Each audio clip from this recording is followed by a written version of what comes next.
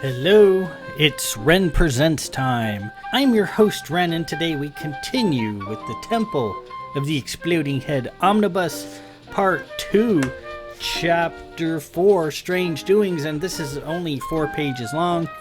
We'll move on to Part 2, Chapter 5, Lost in the Fog. Lost in the Fog, a pretty cool chapter. Last week, we bore witness to strange doings at the Sisterhood stronghold of Hiai, a noted book repository that the sisters keep many restricted and sensitive writings, tomes, what have you. People can come and look at them if approved and under Sisterhood surveillance, but someone or something crept into the darkness beneath the general floors of Hiai, and you having a map stole a specific book. And before the sisters could really uncoil and gather their forces, whatever it was fled into the night. And the sisters aren't going to be happy that someone has stolen their shit. They're gonna hold this grudge forever, and we'll see in upcoming chapters the sisters are serious about figuring out who took their shit and why, and then execute this person. Yeah, they don't play around with stuff like that. So let's proceed immediately. Let's get started on Strange Doings, and then we'll move on to chapter 5, which is quite a bit longer than that. So, we have the Temple of the Exploding Head Omnibus, Part 2, Chapter 5, Strange Doings.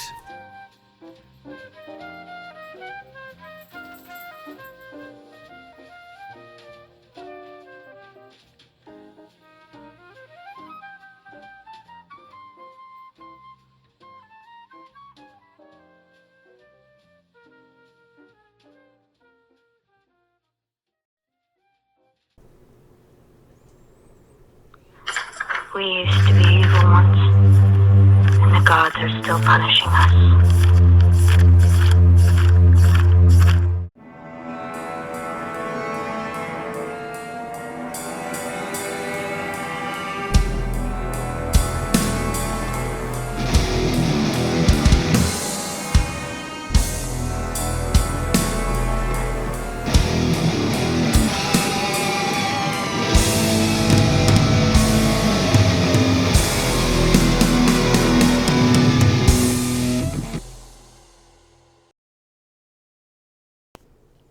As the winter wound down and Sarah and Philip's annual return loomed larger and larger, Sam was mysteriously absent for a few days. Normally, at the end of winter, Sam was loath to be away, so her absence was markedly strange. Kay waited for her in the grove, and she would not show. He'd lie awake at night waiting for her to appear. He went to their chapel several times and tried to communicate. He never got Sam to answer, though on one occasion he did get something else. He heard a whisper that he strained to hear. "Hiya, Kay. Where's your girlfriend? She's being bad." "Who is this?" Kay asked. He heard a small laugh in response. "Who do you think?" Unlike Sam's voice, which always appeared to come from the statue of Countess Furcandia, the whisper sounded like it came from behind him, from the back of the chapel. He turned, and he thought he saw something moving into the dark near the corner. He drew his card, its light clearing away the shadows. Nothing was there, thankfully.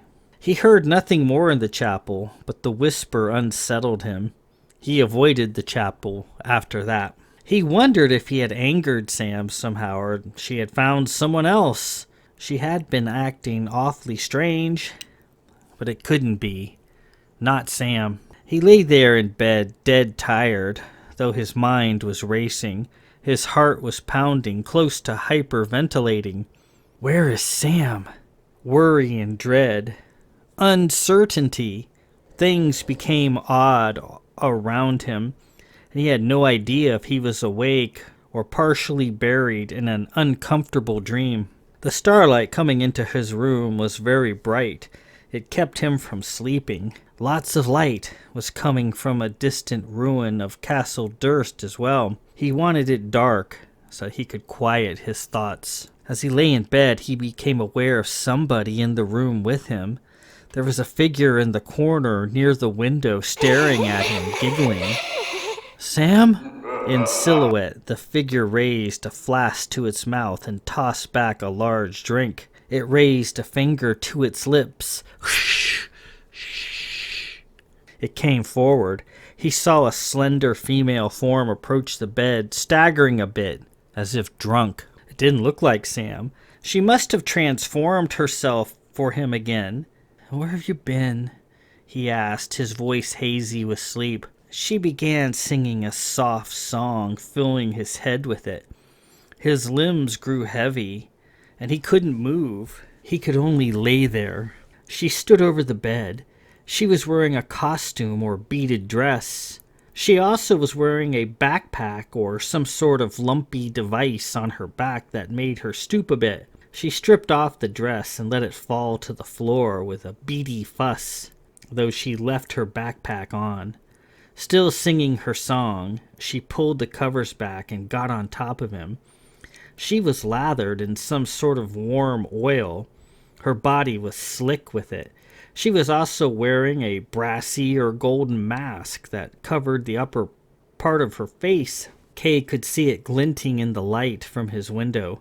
This was the oddest thing Sam had ever changed herself into. "Just wanna taste," she whispered. Before he knew what was happening, he was inside her, feeling the roiling heat of her body and the rolls of her muscles tightening. Sitting up, she rode up and down, her slick body glistening warm oil all over him. She grunted in an unfamiliar voice. As she came to a peak, she fell forward, putting her slick arms around him, kissing his neck. Kate became aware of something, a wretched odor, an overpowering reek. What was that? He tried to recoil, but couldn't move. Her song filled his head, keeping him still. Wait, was it a song she was singing? Was it ennui? It didn't seem to be ennui. It seemed to be some kind of scream, perhaps. Yes, it was a scream, terrible to hear.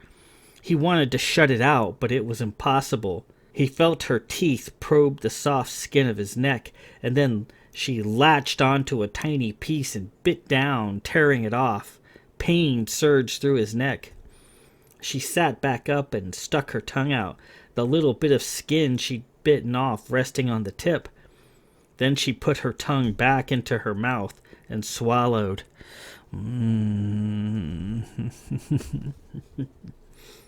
She got off and picked up her dress, staggering away. "I'll be watching you. You'll see me again soon. I'll be the last thing you ever see," she whispered as she glided away and was gone in a greenish flash. His neck was stinging. After a few minutes, her scream left his head and he could move again. He got up and went into the bathroom to run some water on it. When he turned the lights on, he was horrified. He was covered with sticky blood, his chest, his neck, his face, and other more private areas. Blood was in his mouth. But wait, he blinked, and a moment later it was gone. He must have been seeing things. He checked himself, and there was nothing there. He checked his bed, and it was clean, as normal. The whole landscape of his bedroom took on a very unreal sort of quality. Confused and exhausted, he stumbled back to bed and collapsed. He woke in the morning, his neck fine and unblemished. He must have dreamt the whole thing. Yes, that's what it was. Just a dream. On the third day of Sam's long absence, Kay sat in his reading room, checking his holomail. He had a lot of the usual correspondence from Sarah and Philip. Sarah, always with an eye for the lurid and the sensational, sent him a stack that had caught her attention. One said, "Berserkicide fiend terrorizes Lord Christopher Park, Synthnet, Mercia." Chaos reigned as a quiet day at the park turned into a bloody spectacle as a four-armed berserkicide maniac ran free through Christopher Park in central Lyra. Singled out in the attack was Lord Tolvor of Clarence and his family as they attempted to enjoy a lovely afternoon. The berserkicide was killed at length by the local militia after a brief but intense skirmish. Fortunately, Lord Clarence and his family were not injured in the attack. The militia commander had no comment. And another curious posting read, Parafly infestation spreading throughout Cana, Synthnet, Arden.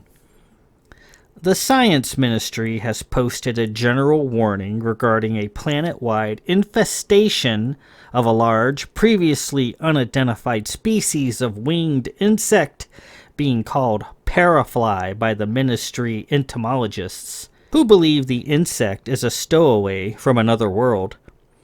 The Science Ministry wishes it to be noted that these insects, though large and swarming, do not appear to pose an immediate threat to the general public. Paraflies appear similar to an ordinary dragonfly and may easily be identified by their large size, twice that of a standard dragonfly, and a furtive buzzing sound they create.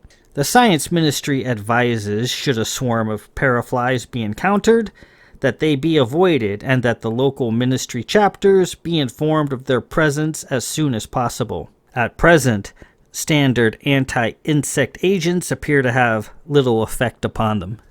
Oh, Sarah and her posts. The girl loved the lurid. Moving on, he finished a few letters when suddenly, in a blast of air, there was Lady Kylos, his correspondence scattering. She had wafted in, her white gown settling at her feet. Her icy blue hair was perfect, as ever. Her blast even knocked down some of the trinkets Kay had arranged on his bookshelves. His favorite toy, since he was a small kid, the little patchwork gazelle Sam had made for him, fell to the floor. Lady Kylos picked the gazelle up, her puffy cheeks flush with excitement. "Kay," she said, ready to burst, "do you know what I just heard?" "What, Kai?" he said, a little perturbed and slightly worried. Her news had to be regarding Sam, and it probably wasn't good. He stood and took the gazelle from Kai's grasp. He brushed it off and put it back on the shelf where it belonged. "I heard that Sam, our Sam, was seen having lunch the other day with another man." She panted, having a hard time catching her breath. Who told you such a silly thing?" he asked, trying to sound disinterested, but the heavy hand of worry was building up inside him fast. "I don't reveal my sources, not to you nor anybody else, but there's no doubt Sam was caught red-handed lunching. What are we going to do?" "It's lunch, Kai. It's not a crime." "Yes, but lunch with a guy who's not you. I thought you two were supposed to be tight. We're buddies, the three of us." "We are tight, you know that." Kay returned to his letter writing, trying to not appear interested. "Well, okay," she said, standing there. "Do you want to know who it was?" Kay was burning to know. "Not really," he said, trying to be coy. Lady Kylos glared at him. "Well then, I'll be off." Kylos, practicing her wafting skills, began to waft from the room, her wind scattering his pile of letters about a second time. "Wait a minute. Kai, I know you're dying to tell me, so out with it. Who was it?" As the waft coiled up around her, she yawned and vanished. Only 10 seconds to waft. She was way better at it than he was. He took a whole minute. He was impressed, despite himself. Damn her and her gossip. Now he had to know. He tore out of his reading room and combed the castle looking for her. He finally caught up with her later on. in the main terrace. After following her around the castle, practically begging her to tell, she appeared suitably gratified. Gossip was a powerful weapon. They got lunch and sat down in the Capricos hall to eat it. "Okay," Kylos said, bursting to finally tell him. "Sam was caught red-handed eating lunch in Arden." Kay chewed his food and thought about it. "Arden?" "Yes, Kay, Arden. Who do you know in Arden?" Kay thought about it, but couldn't think of anybody. Lord Lon was from Arden, but there was no way. "Will you just tell me, Kai?" Lord Lon, you bag," she said, yelling. She was lunching with Lord Lon, and of course Lon, all suave and sophisticated, managed to spill his whole drink on her at some point during the meal. Kay felt a wash of relief pass over him. "Lon? Kai, are you kidding me? Lord Lon of Probert. Creation, you had me worried there for a second." "So you're not mad?" "No, I'm not mad. Lon is my friend, and he's not exactly known for his lady-killing ways, is he? Sam's been obsessed with machines lately, ever since the future-telling, and even mentioned Lon to me by name. She was probably discussing some technical matter with him." "Machines," Kai said with a bit of distaste. "What sort of machines?" "I don't know, and she won't say. Says she has some machines around her home that she needs help with, but I don't buy it. Since I really don't have a lot of technical knowledge, she probably went to Lon with her questions. That's all. Perfectly innocent." Kai was a bit deflated. "Maybe, but my sources tell me that Lon looked rather smitten. He seems to like her." She finished up her lunch. "So, are you going to have it out with her, Kay? Is there going to be a big fight?" "No, Kai, there isn't going to be a fight. I trust Sam, and Lon is my friend." Lord Lon does not know you're seeing Sam. Remember?" "Oh, damn her." And with that, we conclude Part 2, Chapter 4, Strange Doings. So, there you have it. Kay has a strange dream of someone basically having sex with him in the night. And it was a person who was really skinny, had some sort of lumpy device at her back, was wearing a golden mask and a beaded dress. We've seen that before in this book. Yes, we have. Dredge it up out of your memory. Where have we seen that before? And who was it in regards to? The woman appears to immobilize him with what he thought at first was a sweet song, but was actually a shrill scream, and he couldn't move after that. And so she basically had her way with him, and then bit off a piece of his neck, a little tiny piece, and then left. And he goes into the bathroom later once he regains his senses and momentarily sees himself covered in blood. But then it goes away. Even the bite at his neck seems to disappear. He seems fine in the morning.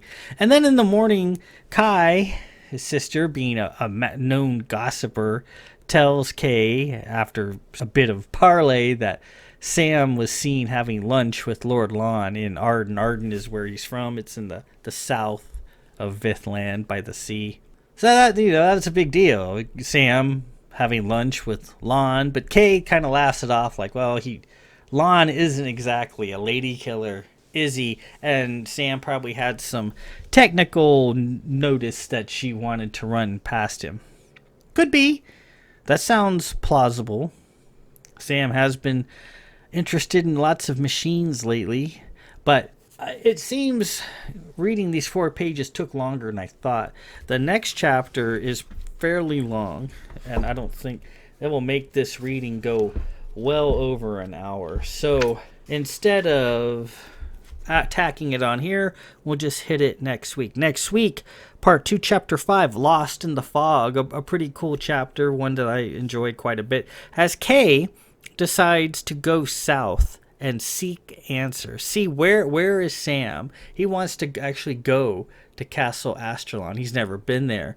He's never been to her home in the fog around Lake Monema. It's not something elders usually do. People usually avoid Lake Monema because it's just, there's lots of Monemas there. We will see what happens with that next week. And then until then, this is Ren Presents. I am your host, Ren. Peace out.